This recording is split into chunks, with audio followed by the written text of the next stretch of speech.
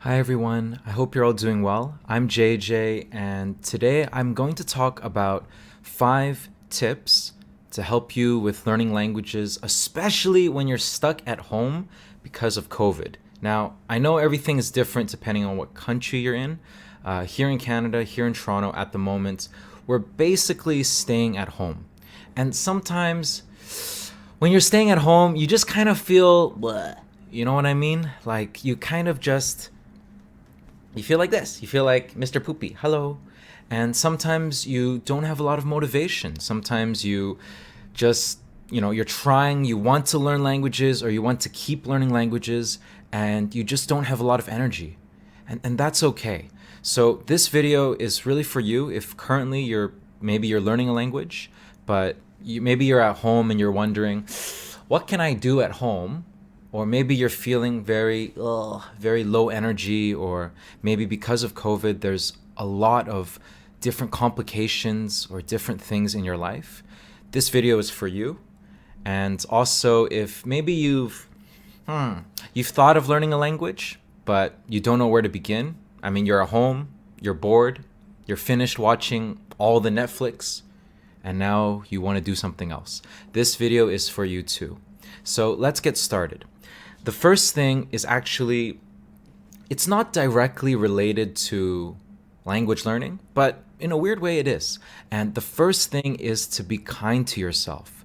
In other words, take care of your mental health. Why is this so important? Well, it's important because it's kind of the basis for everything. You have to keep in mind that right now during COVID, there are probably more stresses or different types of stress in your life than what you had before. And it's important to recognize that because it's very easy to burn out. It's very easy to be stressed about things like, there's too much to do, or I'm worried about money, I'm worried about maybe my kids, maybe about moving to a new country, I'm worried that I'm going to forget everything, blah, blah, blah, blah, blah, blah. What's the future going to be like? It's very easy to get lost with all these thoughts. So one thing that's really important is I really encourage you to first take care of yourself. And what I mean by that, well, if you really don't feel like learning, don't get angry at yourself for not learning. There's a saying that basically, something happens in your life, something is not that good. It's like a punch in the face. But when you're angry at yourself, again, it's like you have a punch in your face and then you punch yourself in the face. And that's a little bit strange. So I encourage you, don't punch yourself in the face again. I mean, maybe life is pew, pew, pew, pew, but it doesn't mean you have to hurt yourself. So the first thing is really to take care of yourself. Remember this, language learning is kind of like riding a bicycle in the sense that, for example, when you ride a bicycle, you don't practice every single day. But maybe you forget a little bit, but when you start again, you pick it up. You learn how to ride again. Language is the same. You'll forget a bit. It's very normal. In fact, actually, this forgetting process, number one, it's part of the language learning process. And number two, it could actually be a good thing. There's a saying in climbing that apparently, there's a climbing proverb, so climbing, where they say, it's not an adventure until something goes wrong. And right now, well, this is our adventure. This is our COVID life. And so one concept that I really encourage you to remember is that number one, forgetting is normal. It's part of the process.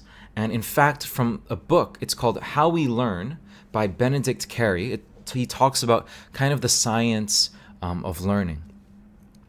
There's an idea that basically no memory is actually lost. In fact, the retrieval strength, so basically the ability of your brain to retrieve this memory, to get this memory again, it might be a little bit low, but the memory itself does not disappear. So what that means is that when you forget something, you don't actually forget it.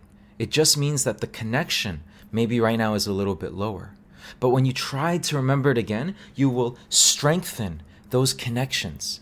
You can think of it kind of like Every time you remember something, your brain is being reminded, oh, that thing is important. So I want to make that connection, perhaps those neural pathways, I want to make that connection even stronger. So this is an idea also known as the spacing effect. And a key concept here is that we learn best not when we just memorize. We learn best actually when we forget something and then we try to remember it from memory. So if you think about anything in your life, think about the things you remember the best. Some days you forget. Even like some days I forget, I forget when my birthday is. Or some days I forget all sorts of silly stuff. And it's very normal. But the spacing effect tells us that forgetting is part of the process. So if you feel like you're worried, oh man, if I stop, I'm going to forget everything. Don't worry. It's part of the process. Number 2, this one is really key. Focus on compelling, comprehensible input.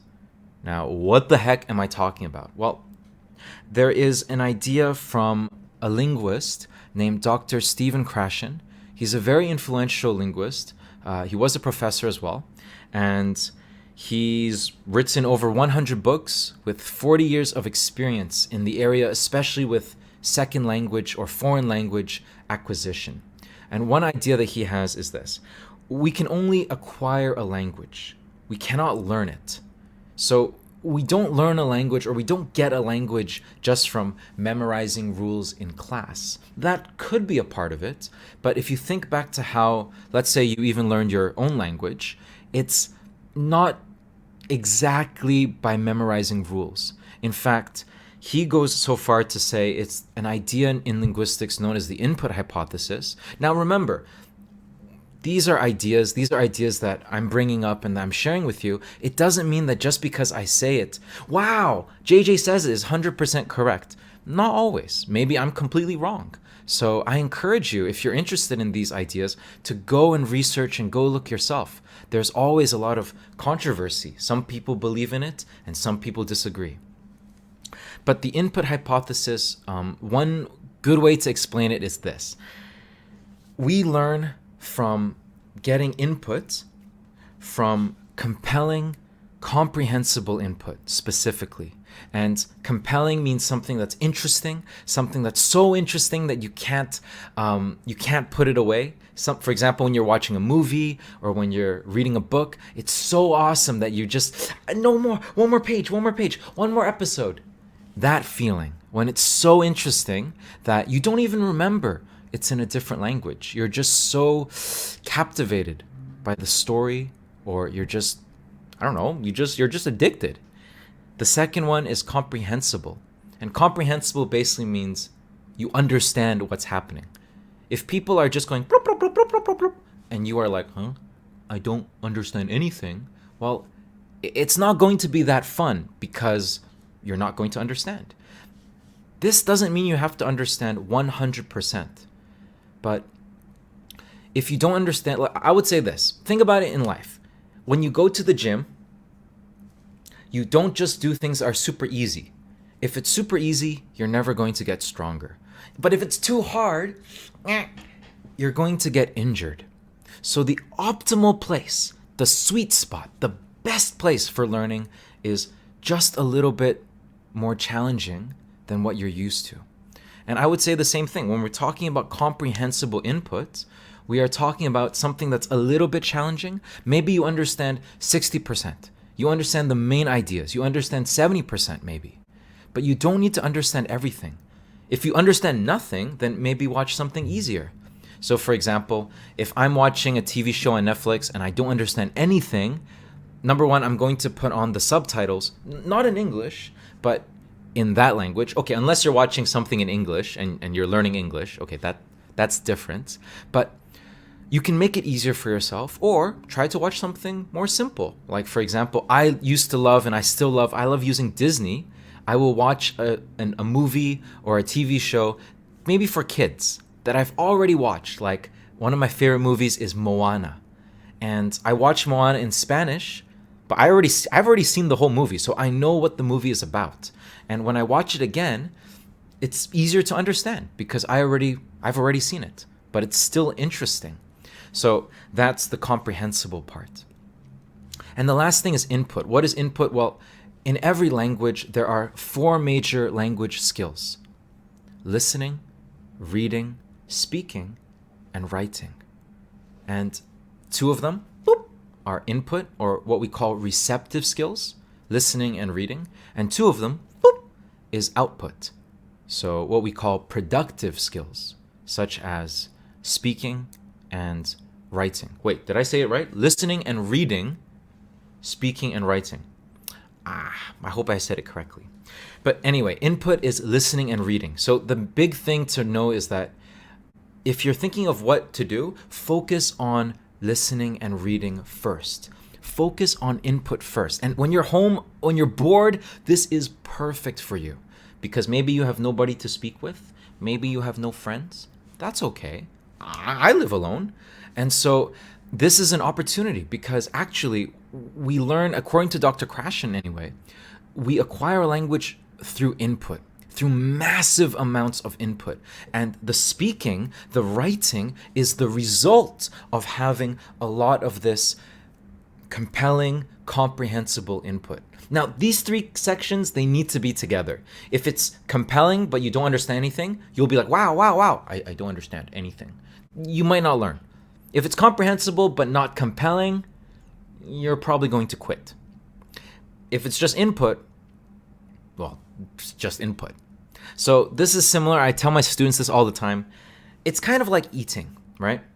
If you eat really bad food, like if every day you eat junk food, what's going to happen to your poop? I know this is kind of silly, just bear with me. I know it's a little bit disgusting, but if you eat all the time very bad food, your poop is not going to be fun.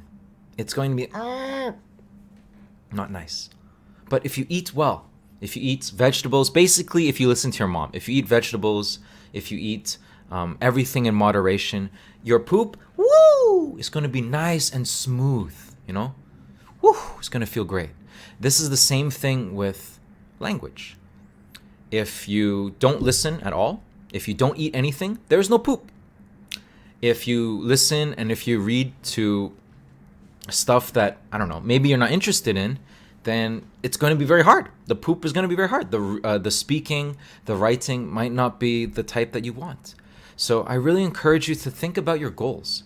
So for example, a very simple way, if your goal right now, you want to focus on listening and speaking, then I would say focus your attention on listening activities. If you want to do more reading and writing in the future, focus on reading. Just remember, we have 2 ears and 1 mouth for a reason. Listening is more important. It's just like your mom always says, listen more, not talk more. So your mom is correct. The second one is think about writers. All the people who are writers in your language, who are great writers, they probably read a lot of books. And so if you want to be a good writer, you probably need to read. And so that's really the secret. It's not a secret, but that's how to focus your energy. Instead of worrying about, I have no one to speak to, think about, okay, opportunity. I can find things to listen to, find things to read. And I'll tell you a little more about that in a second. Dr. Krashen explains it like this. I'm actually going to read it from my notes because I don't want to get it wrong. He says, we acquire language in only one way, when we understand what people say and when we understand what we read. If you do that, all the grammar and vocabulary you're ready to acquire is there. And little by little, it's absorbed. The ability to speak is the result of listening, the result of reading. We are born to acquire language. That's the way our brains are. So that would be one thing I would recommend. When you're at home, even if you have no one to speak to, there's an opportunity, which is to focus on input. And so that brings us to tip number 3. What kind of input? Well, use what you're already doing. Things like YouTube, Netflix, podcasts, Instagram, Disney Plus, TikTok, I don't care. Any anything, everything, you can find a way to make it language learning. And this is important because many people are, they always think, no, I pay a lot of money to go and get the language books and stuff.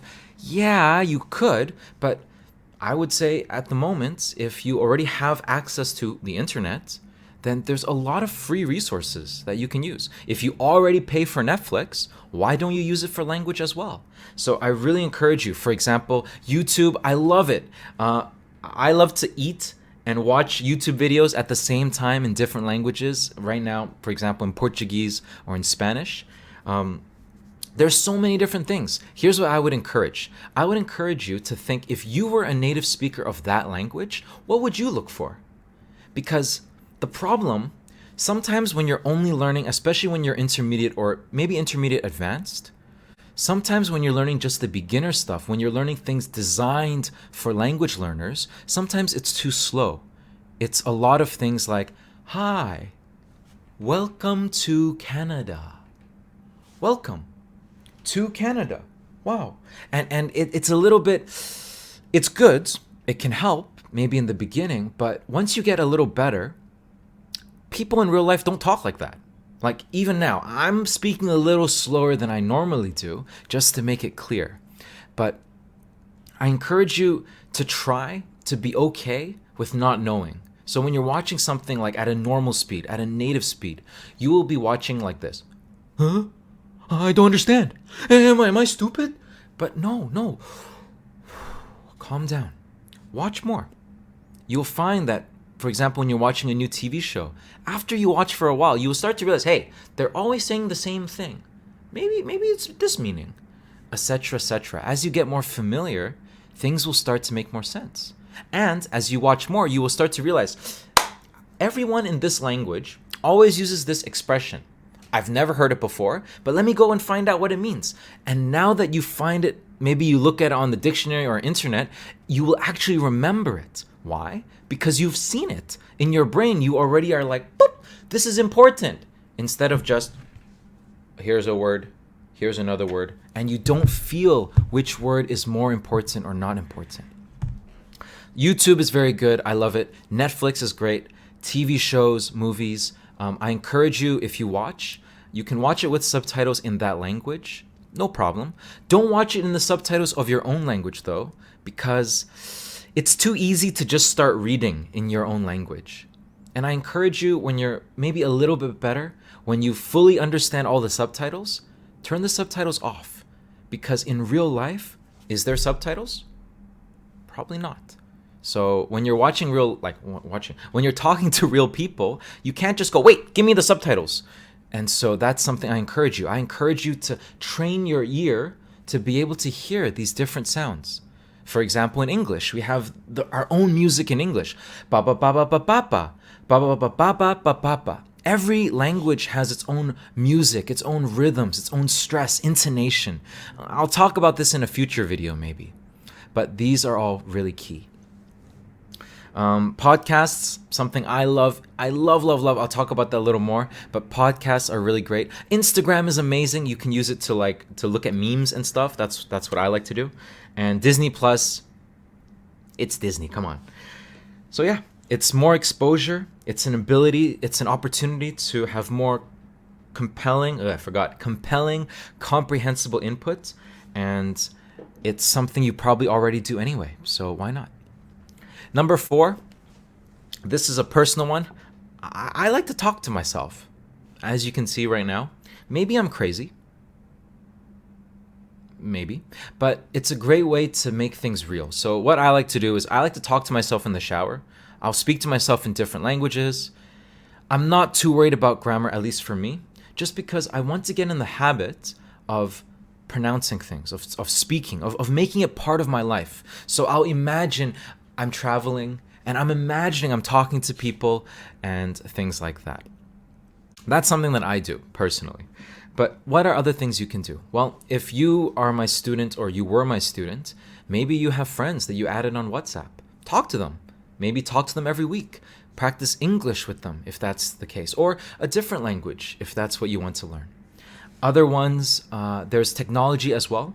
So Here, another one is my students mentioned things like tandem and italki. I don't really use them that much, so to be honest, I can't say.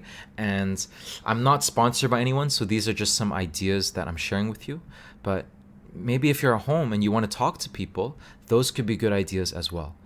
We have the internet, we can connect to anywhere from the world. It's amazing. I mean, right now I'm teaching classes online, and my students are from all over the world. And it's such an amazing opportunity. So I encourage you to use what you have. There is always a way to learn. You just have to maybe, Google, maybe. And last one, holy, it's already 20 minutes. Okay, last one, number 5, last but not least, it's habit stacking. What does this mean? Well, in your life, our life is a lot of times just habits and routines. For example, every day you brush your teeth, right? You brush your teeth, you shower, I hope. You do things like maybe you exercise, maybe you wash the dishes, maybe you cook. I don't know. But our life there's a lot of routine, a lot of habits in our life. And one thing that's important, or one thing that's useful, is combine language learning with the habits that you already have. This is what's called habit stacking. This is actually an amazing way to get any sort of good habits, actually, which is to stack habits together. So for example, when I'm cleaning the dishes, what I like to do is I like to put my phone, I put my phone over there, I'm cleaning the dishes, and I'm watching something on YouTube or Netflix. So I'm cleaning and I'm watching something at the same time. When I'm vacuuming the house, or when I'm going outside for a walk, for some exercise, I like to listen to podcasts. So that maybe I don't understand everything, but it's part of my life. It's like if I moved to that country, I would have the radio, right? It's the same concept. Maybe if I moved to that country, if I was in Brazil, if I were in Colombia, I would be hearing Portuguese or Spanish all the time anyway. I'm not going to understand everything, but it's always there. It's always part of my life. And so when you stack the habits, when you make language learning a part of your life, it becomes easier. It becomes something that's just routine. And I really want to encourage you, the last thing is this idea called continuous improvement. This is an idea that I'm borrowing from a guy called James Clear. Amazing, amazing author, amazing thinker.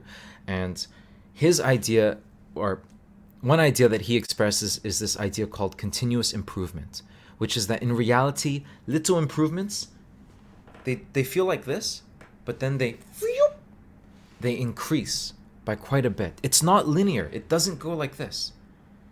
Oftentimes in life, everything is small, but when the small stuff adds up, the result is much bigger.